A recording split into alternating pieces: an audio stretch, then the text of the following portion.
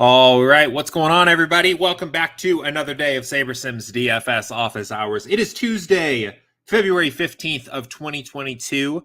Thank you for tuning into the stream here today. We've got a couple questions on tap for us. We'll get into them shortly here. A couple questions about, let me go ahead and see here. We saw a couple questions about groups, correlations, some late swap questions. So we'll start tackling those here in just a moment. If you have questions for me, as always, go ahead and get them in the queue now. Pop them into the Office Hours channel on Slack or the YouTube chat here. We'll answer questions in about the order that they come in here. Before we jump into our first question, just wanted to let everybody know, towards the end of this week, I think probably Thursday and or Friday, thinking a little more likely and at the moment, we'll be doing some NASCAR content, expecting to have our new NASCAR model here out by Daytona, by Sunday's slate, which we're super excited about. Want to support that with a couple streams, a little bit of content for you guys about NASCAR DFS strategy and also how our new NASCAR model works. So look forward to that. So we have open Q&A here today. We'll have probably our open Q&A, open stream tomorrow. And then I think if everything goes to plan, Thursday and Friday, our streams will be NASCAR-focused streams. So very excited about that. Obviously, one of, if not the biggest race of the year here on Sunday. So very much looking forward to getting that out. But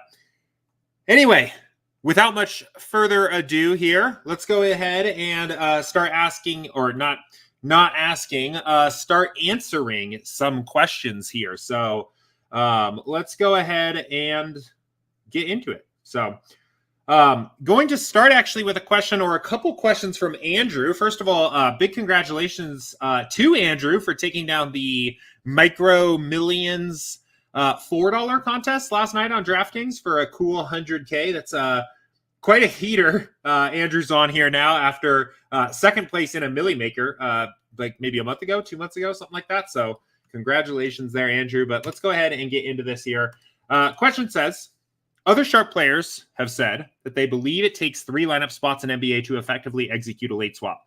Want to hear your thoughts on this. So I know this question, I think, kind of leads into the next question that's written here. So we'll talk about that here in a second. But just, thinking about this question first here. Give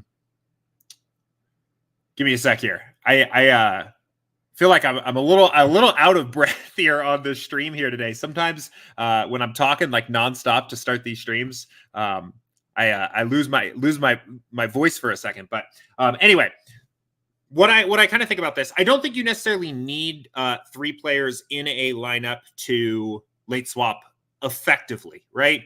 I mean, from a literal sense, you only need 1 player in a lineup to late swap effectively. You need something in the lineup that can be late swapped.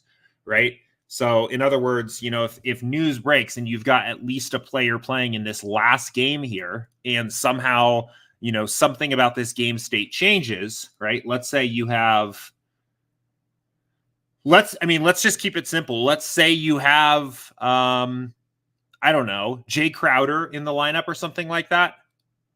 And then later Luke Kennard gets ruled out. And now the better play is Batum, right? That's enough.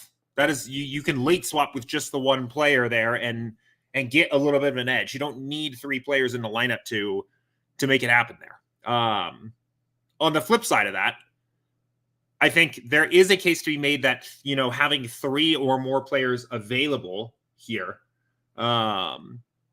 is a better way to late swap optimally, right? If you were trying to maximize your ability to swap to news breaking in the NBA, particularly, a big name player getting ruled out, having more players in your lineup, right? Having, 3 or so players, I think gives you a greater chance of being able to optimally late swap, to be able to make all the swaps that you might want to capitalize on that information. So, I guess that's how I would answer that, right? You don't need 3 to take advantage of late swap. Or I wouldn't say even to effectively late swap, but to optimally late swap, the more players you have, the better. So, cool. Let me see here. Oh man, a little out of sorts this morning here. I actually, so right before the start of the stream, I did realize I didn't have my water. I gotta have my water for my stream. So I ran into the other room and then I ran back and I pressed the stream button, and then I think I was like breathing a little hard from running around the house, and then now I'm like breathing all hard on stream here. So excuse me as I get settled in here today. We'll just, you know what, we'll have a leisurely start to the stream here today, a leisurely Tuesday. We're expecting a little bit of snowfall to come in here beginning, I think, this afternoon here. So it kind of feels like that kind of day here. But anyway, take a deep breath. All right, let's get into the next question here. This is kind of the follow-up. I think this is the more practical question that comes up from that one. So again, from Andrew here, he said, is there a stack rule to say, give me 3 players total from X number of teams that I leave marked? This would be useful if there's more than one late game, so I don't end up with a bunch of one single game stacks, because you can only do players from the same team or the same game right now. The other way I was thinking about doing this would be to go into groups and check in all players from those games, which is possible, just tedious. Yeah, so I mean, I actually think, like, so let's go back. Well, no, we can use tonight's slate, right? As long as you're going to late swap, it doesn't really matter. Actually, no, let's go back to yesterday, right? Like, if you want to guarantee that you have a certain number of players in late games to take advantage of a late swap, as long as you say that you know you're going to late swap, potentially even just to get out of this rule, I think you can just set the rule for one given game, right? Actually, wait. I think I'm not even thinking about this the right way. I think you can do it. I think, Andrew, you can do exactly what you're trying to do here. So, okay, no, actually, here, we'll say this. So here's what you can do. So let's say, let me back up a second here, right? So what you're trying to do here is there's 3 late games, 3 games after 7 o'clock Mountain Time, right? From yesterday. So we have this game, this game, and this game. And you're trying to create some late swap flexibility so that you know you have at least 3 players in every single lineup that belong to one of these games, right? To give yourself maximum late swap flexibility if news breaks. And I think this can be pretty sharp, especially on slates where there's either not a lot of value or on slates where there is actually late swap news pending, right? I think the easiest way to do this would be to set just a stacking rule. Come in here, at least 3 players, and I would say from the same game. And then I would just specify the teams playing in the late games. Now, what this is going to do is it's going to create you game stacks in every lineup. So it's going to create you 3-player plus game stacks from each game. But it doesn't matter, right? Like, who cares if at lock it's a game stack of Houston and Utah? It doesn't matter. Later, when it actually gets to 7 o'clock, you can just remove the rule and know that you have 3 players in the lineup from which to late swap with. So then you can get it there. I would say if you want to make sure it's exactly 3, right? A way of doing this would be, well, actually, if you wanted to make it exactly 3, it might actually be easier to just say at least 3 players from the same team, and then come over here and say no more than 3 players from the same team, right? So then if we build this should have the intended effect. I think the other way that Andrew described this would actually work here as well, which would be to create a group of every player playing in that game. Or, you know what, it doesn't even need to be every single player, right? Pick a handful of players playing in each game, and maybe the highest projected players or the best point per dollar plays, and just say use 3 of these players in every lineup. Because the main thing to remember here is you're going to swap out of this no matter what. You're just preserving optionality in your lineups at lock. But we can see here, we should get plenty of exposure here. So, right, 3 nuggets, 3 nuggets, 3 Clippers, 1 nugget, 3 nuggets, 3 Clippers, right? So it doesn't matter that these are team stacks for now, because later we'll just swap. And now we've preserved flexibility. So, good question. Let me know if that helps.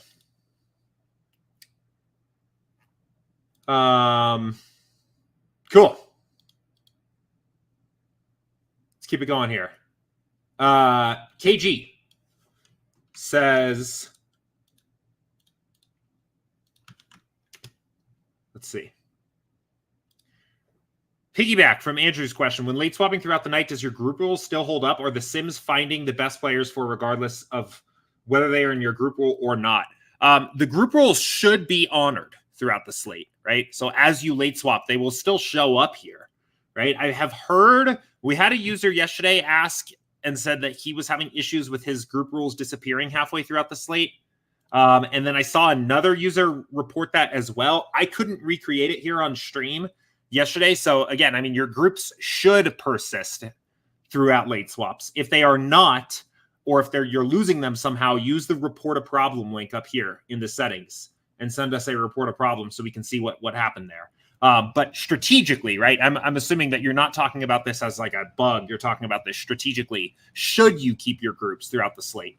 I think it's an interesting question. I think it's similar to like how willing to hold on to your exposures should you be as news is breaking throughout the slate, right? Let's say, for example, that you, I don't know, let's just use this from yesterday again, right? Let's say, let's just a hypothetical. Let's say you had capped your exposure to Drew Holiday at 40% because you didn't want to be completely over on him. Well, if Chris Middleton gets ruled out, do you want to change that exposure? Maybe. I probably would, right? But even like there's even less linear situations, right? Situations where there's like obviously something to do, right? Maybe maybe you capped Jokic's exposure, right? But then even more value opens up throughout the slate and it gets even easier to roster a 12-2 Jokic. So now do you still want this, right? These questions are beyond groups. And I think these are broader questions about how tightly should you hold on to your original strategy, your original research in NBA as news breaks throughout the slate. My answer to that is I hang on very loosely to that research. If I've done any strategical positioning of how I'm going to tackle the slate, I think, and I've said this countless times, that the most valuable thing that you can do for your NBA DFS process is to late swap and to allow your lineups to be as late swapped as possible. And restricting your lineups with groups, in theory, limits their ability to be late swapped optimally. Now, a lot of times this isn't going to matter at all, right? A lot of times, if you've set a group for a particular team to limit your correlation, or not limit, but limit your negative correlation or something like that, and then news breaks, right? You can typically just leave that group in there, no problem. But there are situations where you may not even realize that a group that you have set is forcing a particular roster construction that's leading to you getting less of a player that is now a spectacular play. So I would say as the slate goes on, and especially the bigger the late swap news there is, look carefully at your groups and make sure that you still want them and that they are not creating restrictions, unnecessary restrictions, or restrictions whose benefits are now outweighed by their disadvantages, or the pros are now outweighed by the cons because they are not allowing you to a late swap to get to optimal exposure to a particular player, right? So, again, wrapping this question up, I mean, your group rules are still followed as late swaps proceed. Strategically, look at them, double check them. And especially if there's big news that has broken for a particular team, right? Make sure that you still want that rule in place.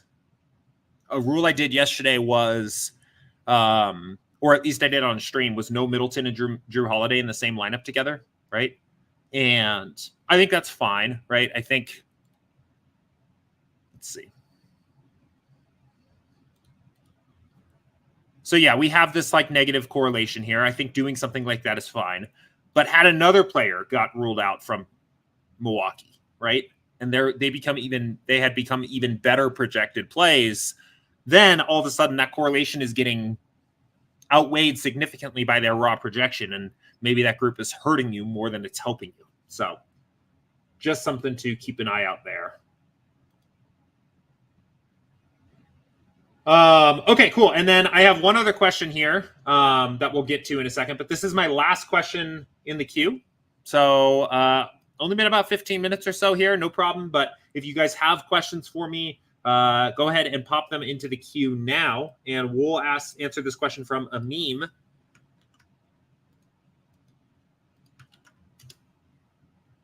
And he says, are the correlations in the player tables used to generate the current day's projections or only from past data? They are not historical correlations.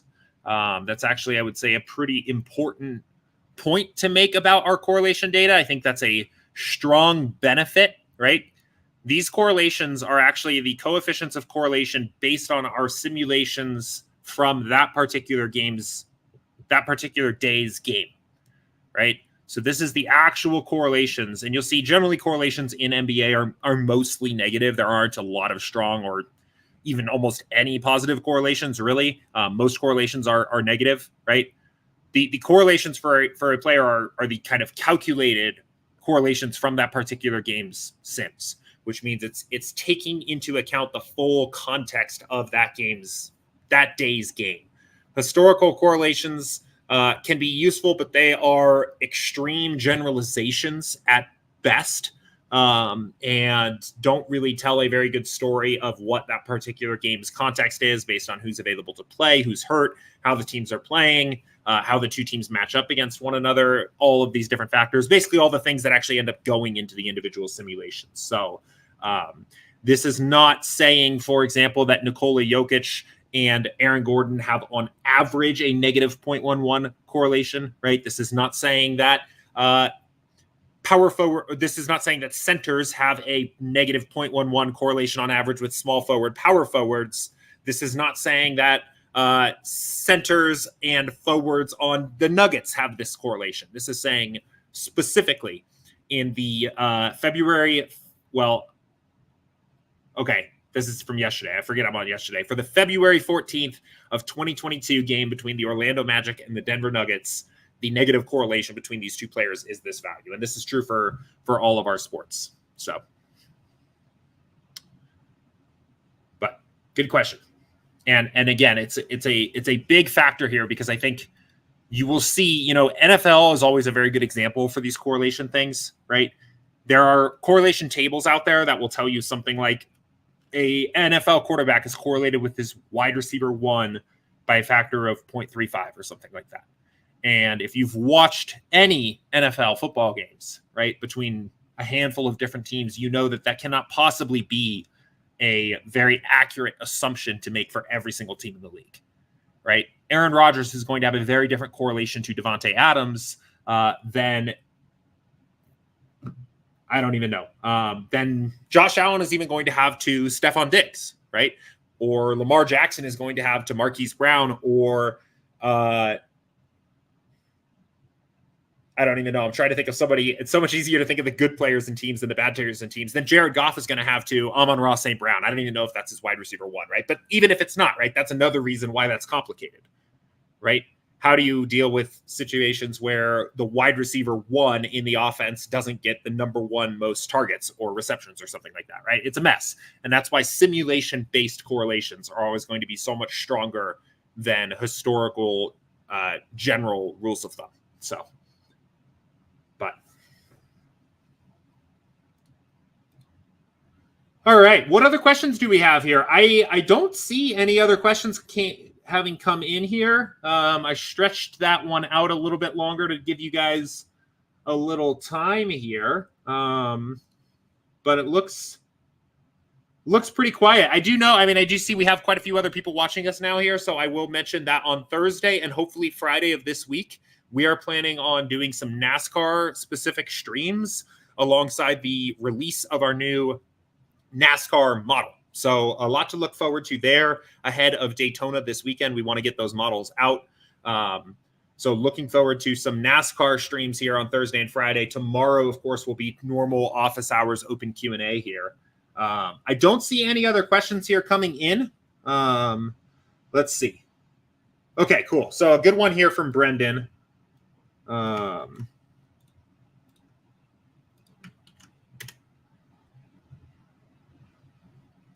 Okay. He said, what circumstances would cause you to manually deselect / remove players from your pool entirely during step 1? I actually don't do this very often, to be completely honest. It's not a very common part of my process. The main reason why you see player pool curation being talked about a lot on other tools is because since those tools are just optimizing by purely average projection, it's easy to sometimes get, players that just purely have a decent point per dollar projection, right? Point per dollar value that don't possess very high upside, or just otherwise players that maybe you don't want showing up in your lineups. But because SaberSim is using our simulations to build your lineups, but also taking into account things like correlation and ownership and the variance of a player when we build each lineup, you're not going to get any players in your lineups, at least in theory, that don't belong, right? Now, there are certain protections against this, right? We do have our player filter here that's going to remove all players below 15-point projection, right? The higher your variance slider goes, the more you are likely to get kind of stranger outlier type players showing up in your lineups. But with that said, I typically don't do a ton of player pool curation in step one. There are the specific situations that I do. I'll tell you kind of where the only situations where I'm ever actually interested in completely removing a player from the pool is if I know upfront ahead of time that I want 0% exposure to a player. I am uninterested in rostering that player.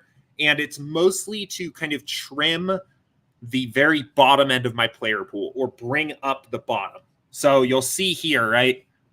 Let's jump to today's slate. Get out of the past here. So basically most of my player pool curation is an expansion or sometimes a contraction of this filter, right? There are certain slates. A lot of times what I will do is I will look at the value column and I'll kind of get an idea of what are the lowest overall projected plays that I would have some interest in rostering, right?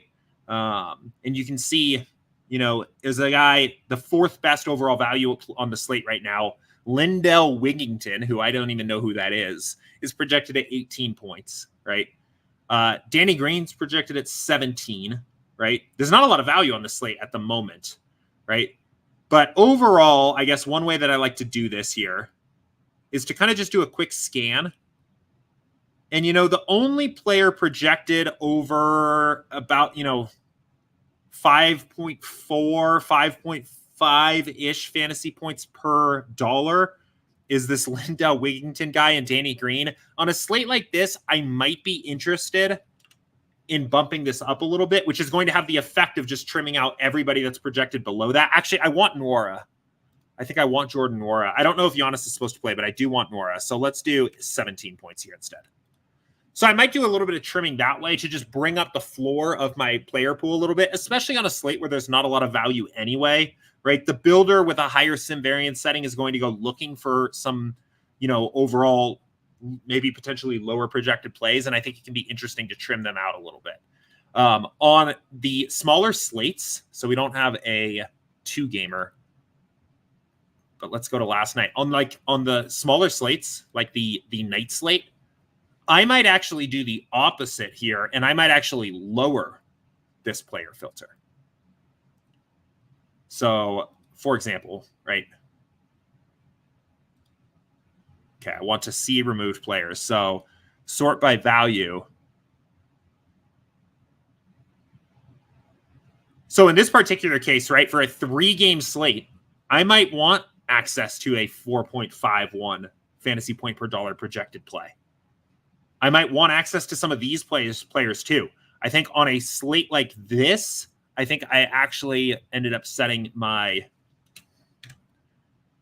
fantasy point minimum filter here at 12 for a 3-game slate, right? So mostly kind of doing a lot of trimming there at the bottom. I wouldn't say in general that I'm doing a lot of management of my player pool as it relates to, the top overall projected plays or the medium salary overall plays, just because I think SaberSim does a good job of parsing those plays and figuring out what are the best lineup constructions to make by itself. So, but I do something similar for golf. I've talked about that before on golf. I will typically draw a line on my golf player pool where a golfer with below a certain % chance to make the cut, I often just end up cutting out of my pool, right? I also have talked before in football. So let me show you. Let me not get ahead of myself. We'll do golf first. So depending on the event, right? I may kind of, do a little bit of research and figure out where my bottom edge line is of what percent chance to make the cut golfer do I want in my pool. A lot of times it's somewhere between 40 and 50, right? And trim golfers that are below that out. For football, a lot of times I like to use the percentiles.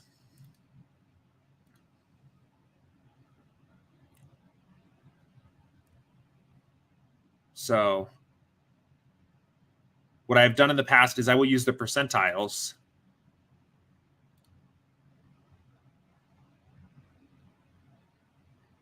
Oh, okay. We're missing some projections here for these past slates. That's okay. What I will do, I will typically use the percentiles, and I will make sure every player I roster has at least a 5% chance to score 15 points or higher, roughly, right? And so how I do that is I will remove all players projected with a 95th percentile of below 15 points, right? I want to know for any player that I'm rostering in my NFL DFS lineups that they have at least a 5% chance to score 15 raw fantasy points or higher, regardless of salary, right? That's 5x for a min salary player, right? It's another kind of player pool curation I do. But again, I wouldn't sweat too much. I know there are certain players out there that will do, will play with a little bit of a tighter pool overall, right? And really curate a player pool on step one and then just let the builder build from there. I don't think you need to do that, nor would I really recommend it.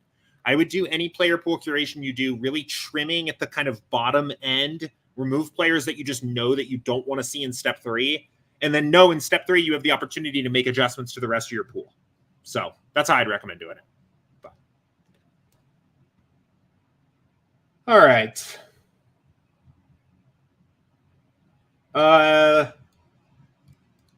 Let's see. Question from Edward here about actual scores. I would like to do some analysis on yesterday's slate. Is there a way to get the actual fantasy points for yesterday? It might just be, let me look. There might just be a delay from our provider. I will follow up on that. It looks like there's maybe a little bit of a delay. There should be actuals probably by about this time of the day. But I think there's just a delay in getting that information from our provider. So yeah, we'll see I'll follow up with the team there and see what's going on there. But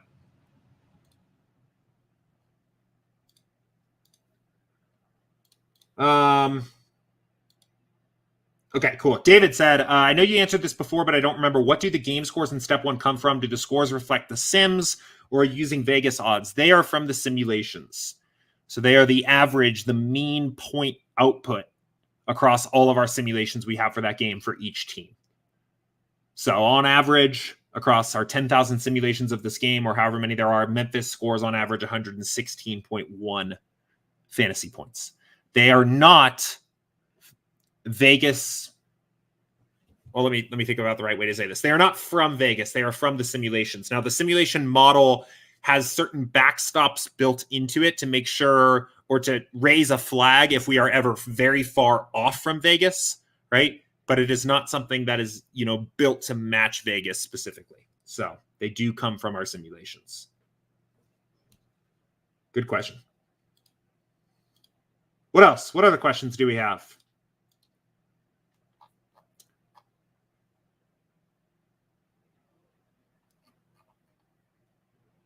Anything else for me here today?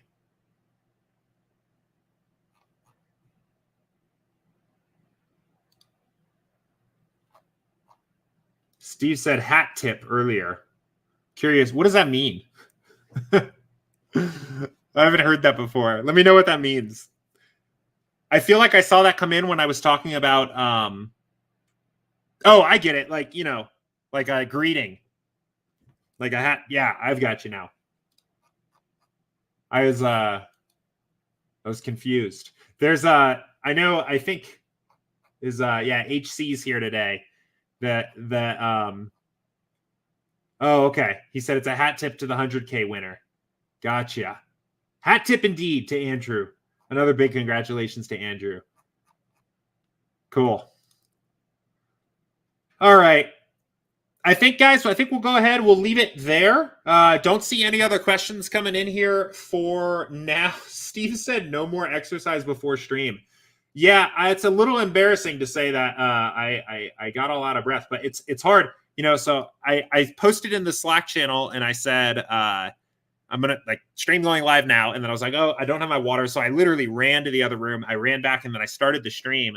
And when you're talking basically nonstop on here, it's surprisingly hard to just even catch your breath for a moment. Cause it's either I'm talking or we're all just sitting here in silence. So, I don't know. I feel like breath management is an underrated component of doing these live streams here. So here's a question. HC said, Jordan, can you tell me the difference between the starter and advanced SaberSim?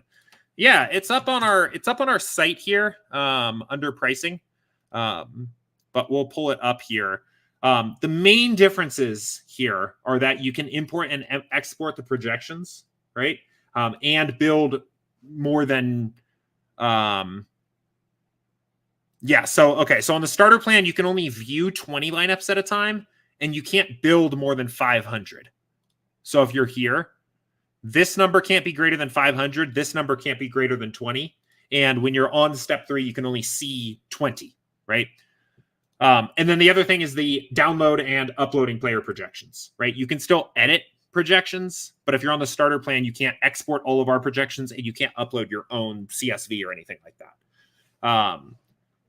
So, I mean, it's up to you. I think that the advanced plan is a better deal, especially, for a lot of the strategies I talk about here on stream, the research builds, things like that. I think in particular, it's easier to do when you have the advanced plan. But if you're only playing 29 lineups a night, not focusing as much on doing things like research builds and things like that, not uploading your own projections or anything, the starter plan will work just fine. So, but there's a full breakdown here of it if you want to check it out on our site.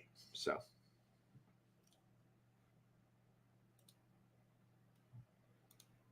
but cool.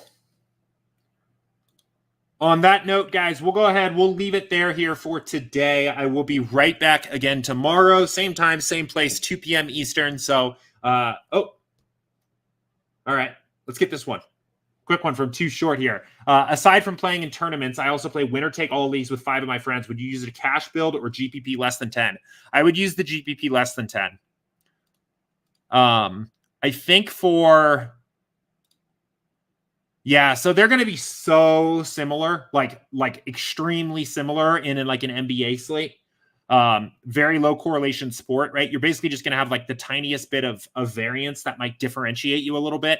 But you will see, so for your particular league, I think you're better off using the GPP less than 10 rules here. But if you were playing something, I know this question has come up a lot for NFL, higher correlation sports, you'll see here that this actually does have a pretty different impact on the way it builds lineups, right? So for a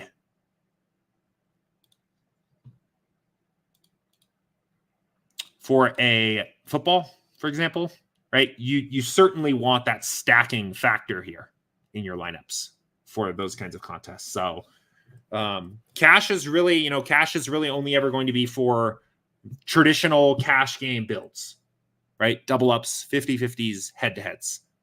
So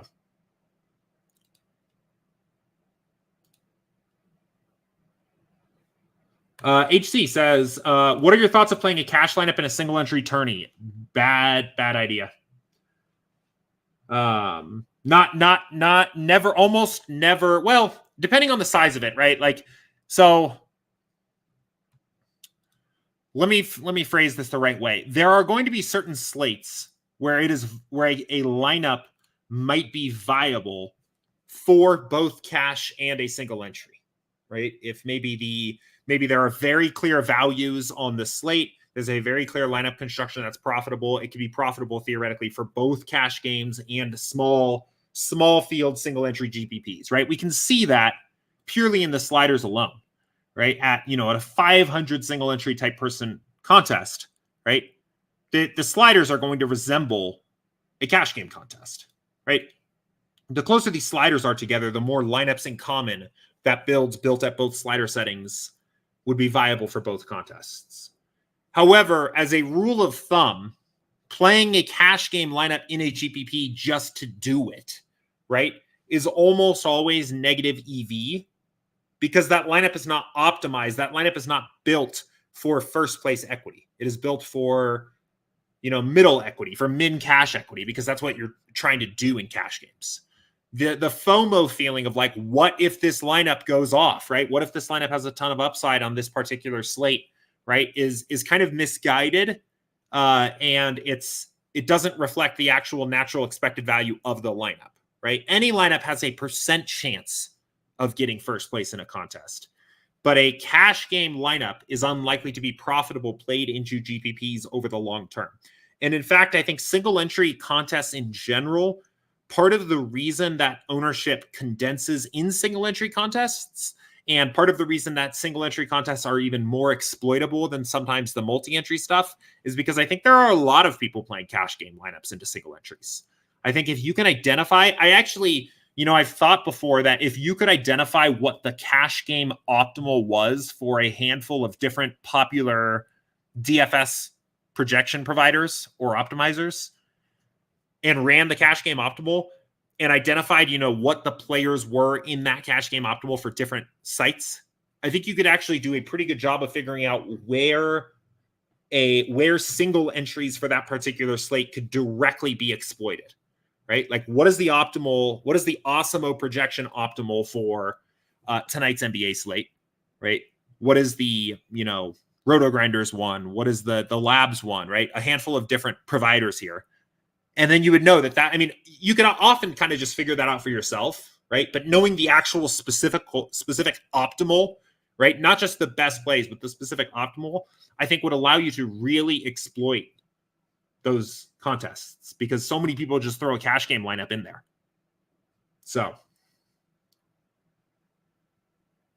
cool.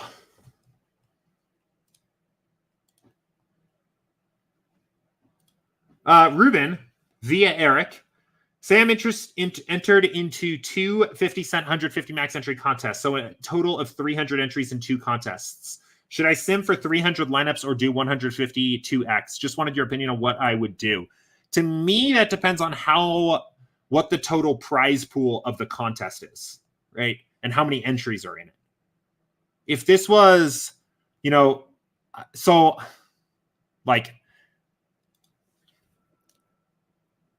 trying to think about the right way to say this. When you if you enter into a contest, like let's say there's only, let's say this is 1,000 to first, right? And you're playing two different versions of this, right? And every lineup's going to be unique. You're playing 300 unique lineups in a contest that is $1,000 to first, and you've invested 150 to get in there, right? I don't know for me if less than a 10x return for first place is enough to justify playing the additional 150 lineups, right? I might prefer in that particular case, and this is with the assumption that two unique lineups can't both win. In theory, they could, but I'm going to assume they can't, right? I would probably prefer in that particular place, if I'm going to pay $150 to maximize the upside and allow a situation where you win both contests for $2,000. Right? When I start getting into a situation, for me, this is the way I think about my lineups personally. When I think about a situation where I am either in a single contest occupying more than 1% of the total entries in the contest, or when my maximum profitability is less than a 10x return for a particular contest, I start to get a little uninterested in playing that contest. That's just the way I approach it. The main reasons why are I am building lineups for top 1% equity, right? That is the way I strategically think about my lineups. So I don't want to put so many lineups into a contest that if all of my lineups were in the top 1%, I would have still additional lineups that can't even place top 1%. And I also don't want a situation where if I have that lineup that has that big 1% finish or top 0.1% finish, that I can't even make 10x on my original investment, right? That's the way I think about it. So for this particular situation, it depends on what the prize pool is. It depends on what the prizes to first are, and it depends on how many entries are in each contest. The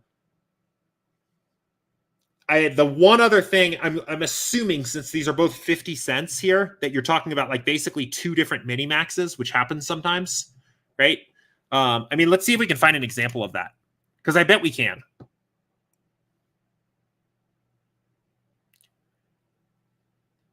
All right. Yeah, okay, right here.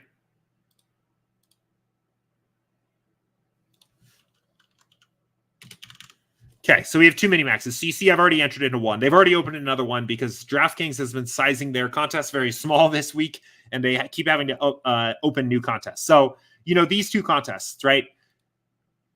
This is 1,500 and this is 750. So if you entered both of these and maxed both of them, they are $150 to max.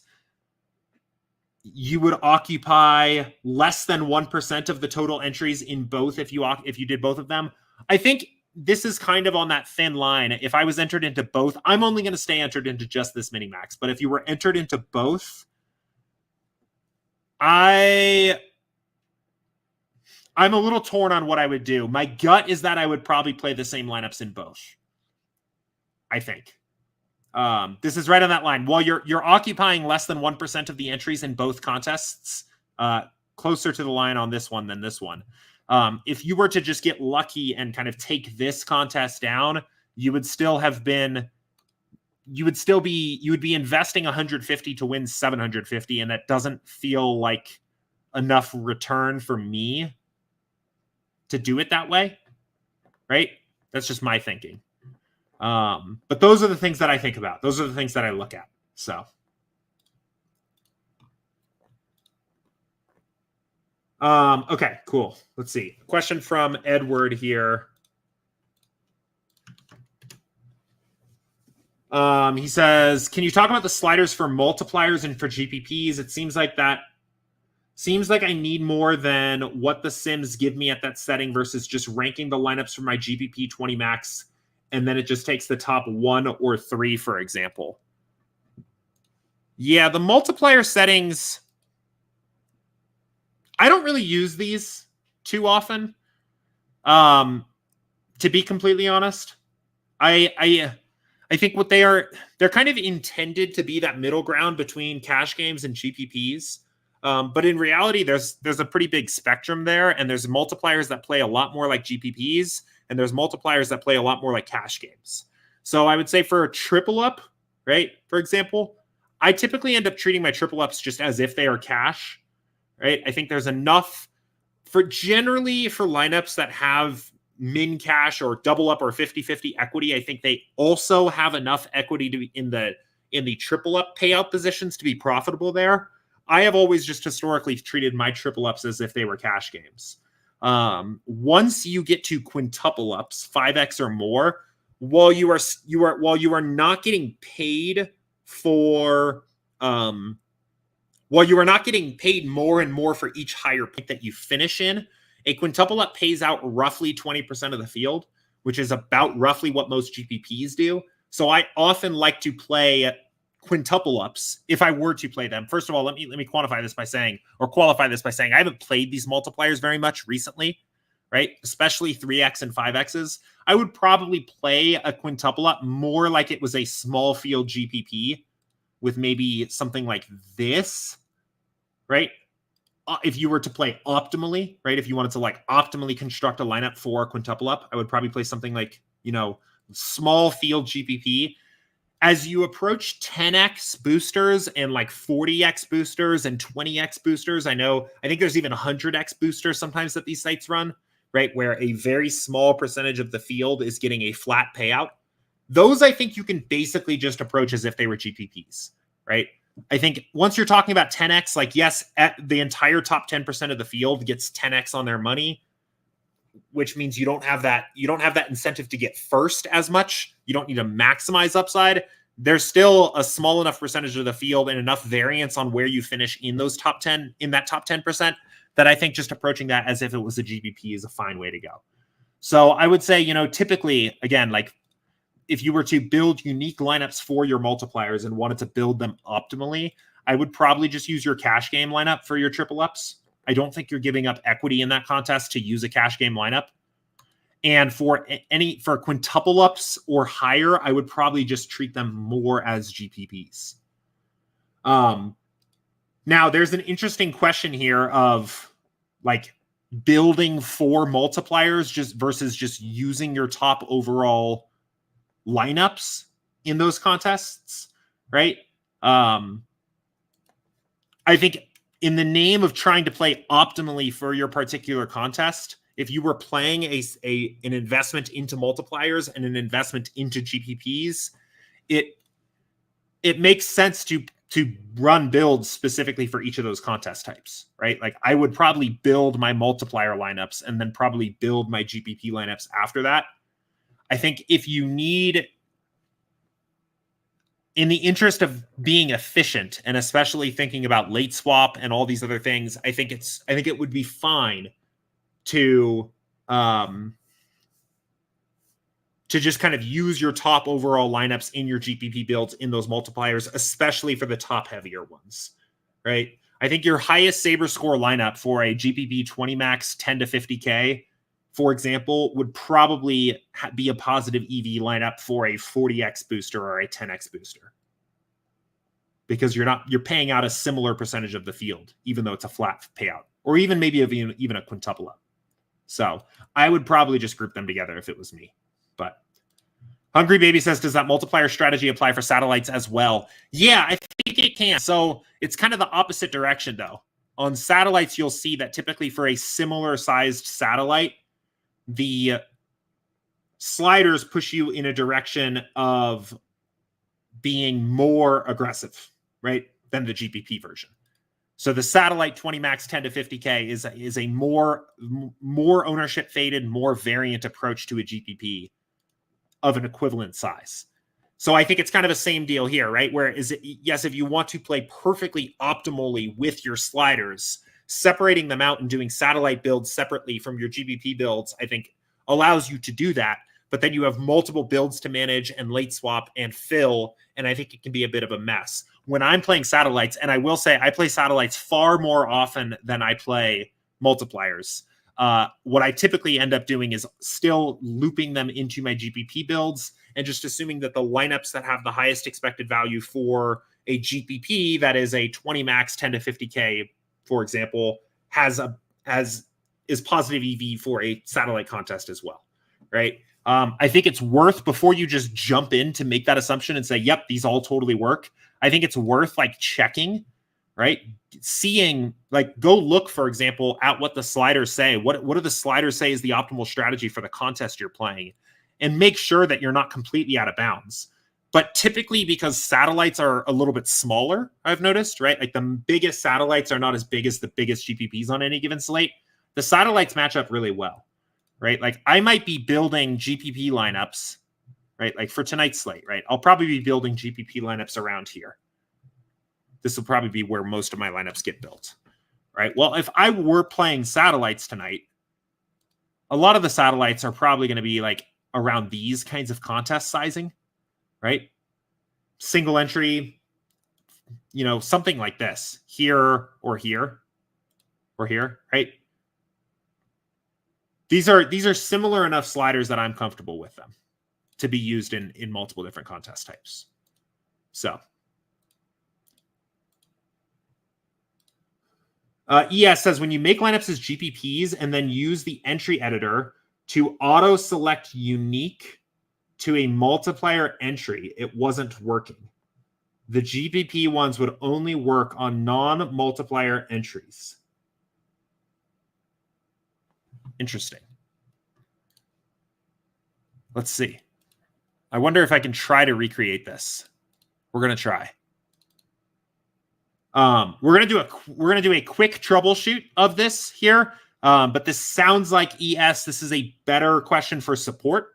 So I would say if this is still coming up for you, you're still having issues here, what I would do is I would go to settings, report a problem, and explain the issue and hit submit.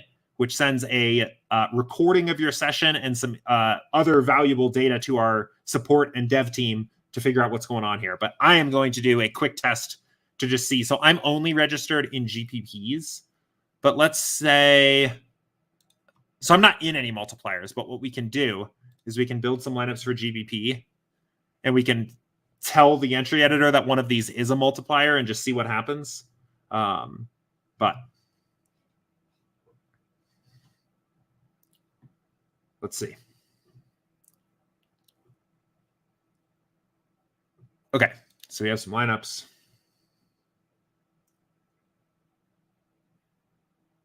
So let me see.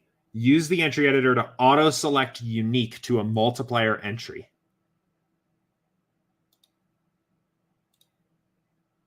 Multiplier, you can even go over here. Multiplier, unique.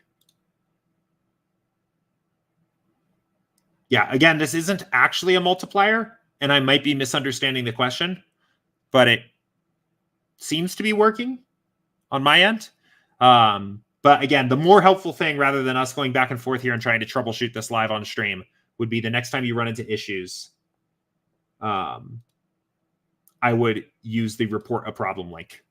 So message says, I would highlight all my 20 maxes and the penny micro one, which was considered a multiplier yesterday. Gotcha. Yeah, I'm not totally sure what's going on there. I know they're running that same multiplier tomorrow for one of the showdowns. So maybe we'll have a good opportunity to recreate it, figure out what's going on there. It would not surprise me if there's something weird kind of going on here with the way the contests get labeled and things like that. So just go ahead and send us a support request there. But all right. Hey, we got a full stream out here. Pretty managed to fill up another 20 minutes or so, 20 or 30 minutes here. I've had some good questions here on the stream today. Still got seven or so minutes left on the stream today. What other questions do you guys have? We've had a good one. We've talked about sliders, optimal slider usage, the value of building everything in all-in-one build versus, separating things out.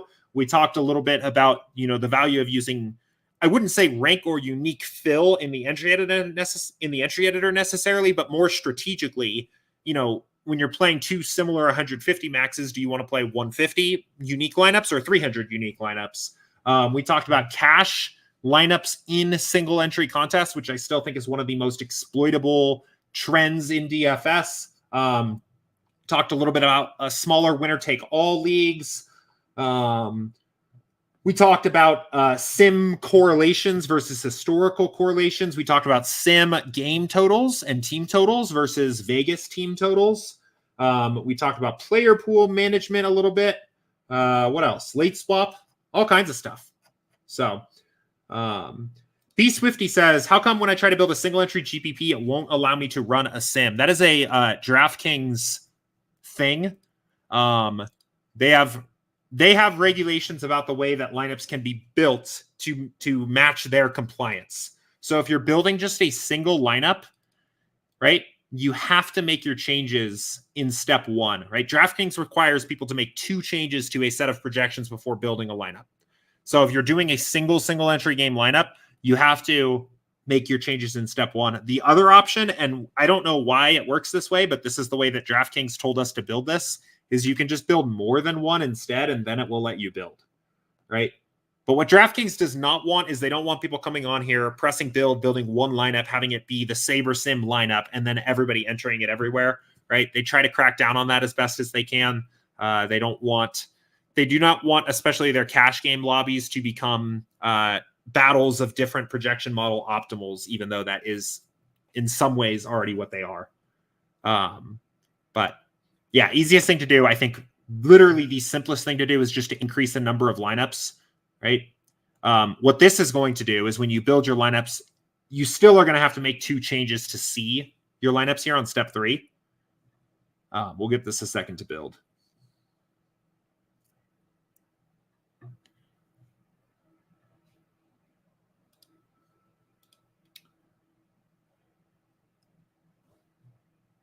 So you still have to make 2 changes here, But at that point, you can just make 2 minor changes to projections, I think is typically the easiest thing to do. And then you should be in business. So HC said, so as a follow-up for the starter versus advanced, you would recommend doing 150 max contest then with the starter SaberSim. I would flip that. I would probably not do any 150 max if I only had the starter plan, because I think it's too hard to come up with 150 unique lineups when you're limited to 20 lineups max in a given build. I would not necessarily say that you should jump into and start forcing yourself into 150 maxes just because you have the advanced plan, right? Add in the 150 max contest when it makes sense for your contest selection strategy, right? I think the mini max only makes sense to start to play when you are playing all of the other small under $3 contests that have much better effective entrance. So you can see like what I'm playing, right? Why am I playing the mini max tonight? Because I'm playing the dime, the and one, this $3, which actually isn't even under, which isn't even an officially an under $3 contest, right? But I'm playing the quarter, right?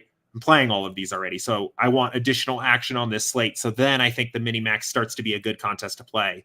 I'm entered into the mini max that just filled, so we can't even see it here now. But I think that contest then becomes a good contest to play because it's still under $3, even though it doesn't match the effective entrance recommendations. So if you want a little bit of a refresher on our contest selection strategy for NBA, I check out this video. This one. Fastest way to crush NBA DFS in 2021. It's like 40 minutes long, and it's kind of my full contest selection recommendations for NBA, and when I would recommend playing certain contests and when I would recommend playing others. But I really think the mini max makes sense to start playing at exactly the moment when you have played all of the other great contests that are under $3 and you still want more action. That's where I would start playing the mini max. So I don't think just signing up for the DFS advanced plan is a good reason to just go jump into 150 maxes right off the bat. But all right.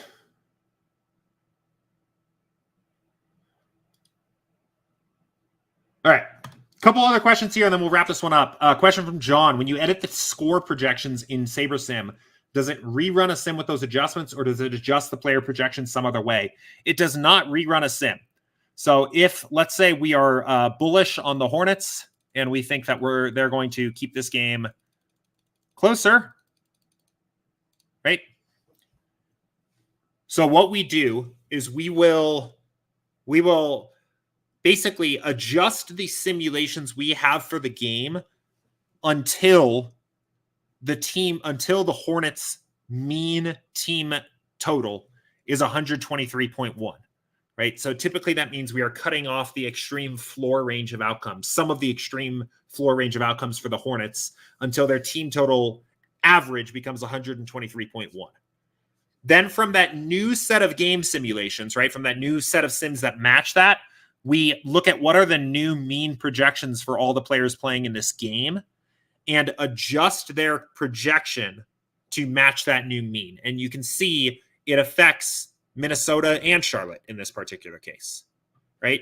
Now, from this point on, these are just treated as traditional custom projections, right? So you are not limited to a smaller set of simulations for adjusting these, right? At this point now, we just treat these. We use the simulations we have to tell us what is the average outcome for each player when this is the average outcome for the team, and then make that adjustment to the custom projections. But you're still using the same set of simulations as you have beforehand, right? Which is actually a good thing, right? You wouldn't want adjustments to a team to actually influence the way that a simulation ran, right?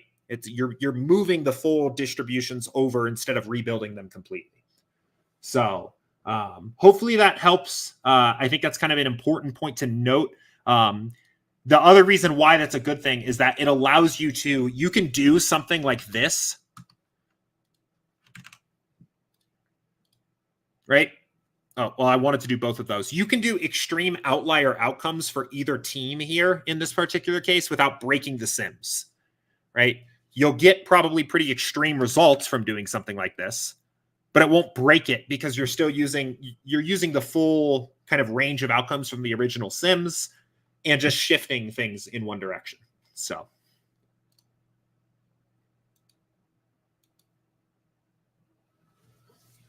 Okay, cool. I see one more question from Edward here. This will be the last question of the day, and then we'll pick things up tomorrow.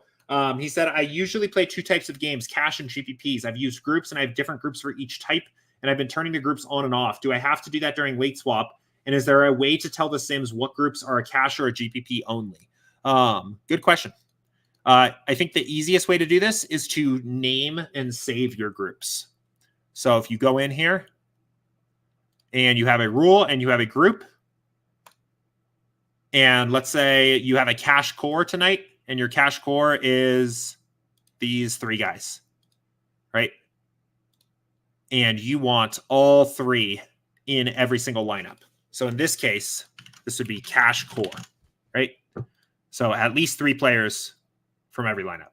Then we can save this, right? And you can see I've actually used this. I've actually done this demonstration before, but this is our cash core, right? So we'll save that.